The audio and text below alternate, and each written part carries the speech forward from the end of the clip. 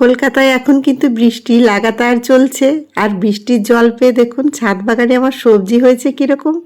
তো নমস্কার, blog by পূর্ণিমা আর একটি ব্লগে আপনাদেরকে স্বাগত। সকাল বাজে এখন 7টা, চলে এসেছি ছাদ বাগানে। আর এই যে বনসাই গাছটা দেখছেন, বট গাছের বনসাই, এটা একদম অনেকটা বড় ডালগুলো হয়ে গেছে, সেগুলো একটু আজ কাটাই ছাটাই করলাম।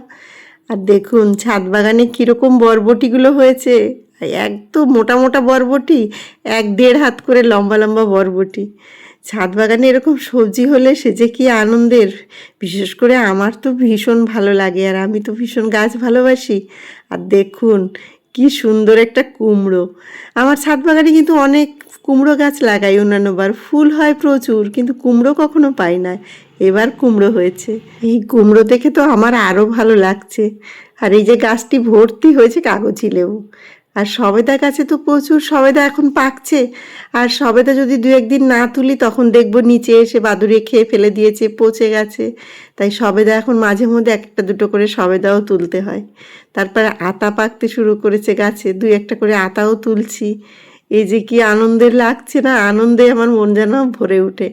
এই যে এত পরিশ্রম করি আমি ছাদ বাগানে, আর এই যে এত সুন্দর ফল দেখার পরে না আনন্দ আরও দ্বিগুণ বেড়ে যায় আমার তখন।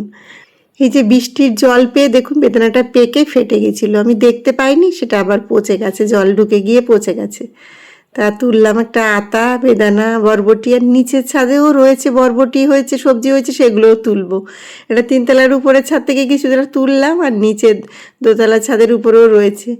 আর এই বৃষ্টির জল পেয়ে তো আরও যেন দারুণ হয়ে উঠেছে শাক সবজিগুলো চতুর্দিকে। আর আমার তো এই ছাদ বাগানটা হচ্ছে আমার একেবারে খুব, কি বলবো, খুব শখের একটি জায়গা। খুব শখ করে আমার এই ছোটো ছাদ বাগানটি করেছি।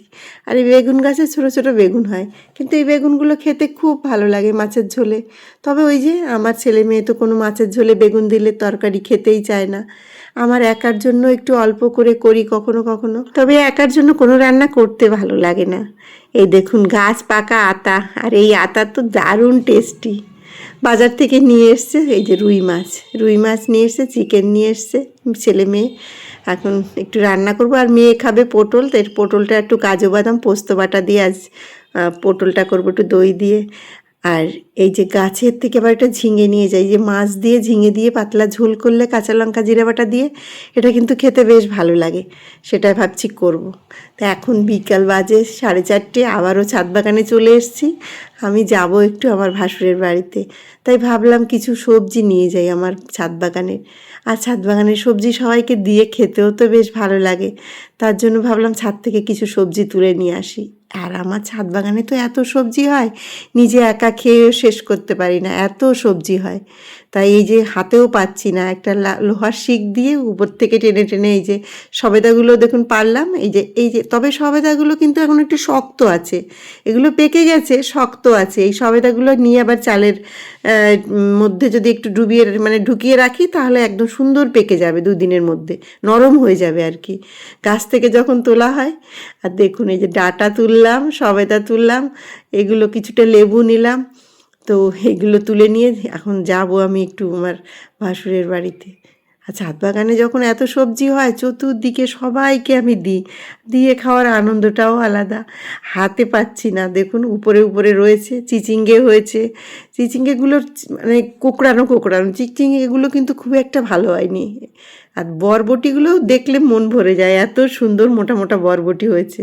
আর এই দেখুন চিচিঙ্গেগুলো কেমন হয়েছে, একদম বেঁকা বেঁকা। এই চিচিঙ্গেগুলো কাটতেও অসুবিধা হয়। তবে যাই হোক না কেন, ছাদ বাগানে যাই হোক, সেটাই যেন আমার আনন্দ। এইটুকু যাই ফসল ফলাচ্ছি 3তলার উপরের ছাদে, সেটাই যেন আমার বেশি আনন্দ। জানি না আপনাদের কেমন লাগে, আমি তো গাছ প্রেমী, তাই আমার গাছ দেখলেই আমার আনন্দে। আমার মনে হয় আমাকে কোনো জিনিস কেউ গিফট করলে আমি এত খুশি হই না, যদি আমাকে কেউ একটা গাছ গিফট করে, তো আমি যেন দুর্দান্ত খুশি হই। এরকম খুশি আমার মধ্যে আর অন্য কিছু দিয়ে পাওয়া যায় না।